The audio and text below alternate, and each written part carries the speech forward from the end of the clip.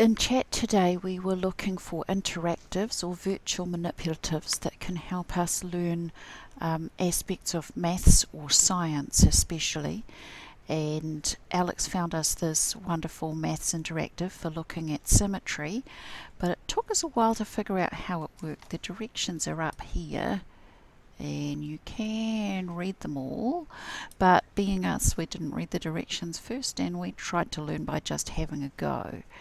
So this is what we figured out so far.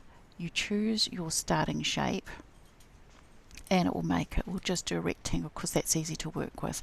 The green one is the starting shape, green for go, red for stop. That's the stopping shape. Now we could translate point by point to get to there because we do it point by point.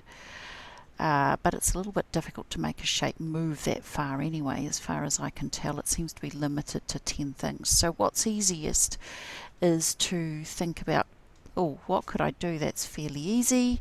How can I make that happen? So I might decide I want to reflect in the y-axis. Can I move this? No, I can't move that. I can only move this. So mirror image. Let me just check. That's 7. Is that -7? It's not telling me. Have to count. -5, -6. That must be -7. Good. Okay, the white is going to be slightly further over. The yellow is going to be about there. And the turquoisey blue is going to be about there. So that should be a mirror image. So I drag out my mirror image block and it shows, while it's out here on the black grid, where it's going to reflect. That's not what I want because the mirror image of that would be down there. So I can drag this around and I get all these different choices. So what I want is that, but just have a look. You also get fun options like that if you want to experiment further with this. So I want to put that there. I drag that to block 1. I don't seem to be able to edit it after I get... Oh, I can now. Sometimes I can't edit it after I get it there, which is why I've started editing it when it's out here. And I don't seem to be able to get rid of that. It doesn't go right over to the trash. So if you do make a mistake, it seems the easiest to reload your website. But when you think you've got it right, you click transform.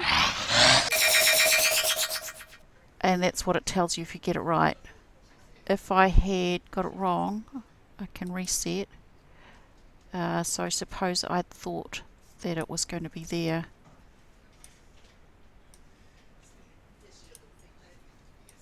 Because yes, I did count wrong earlier.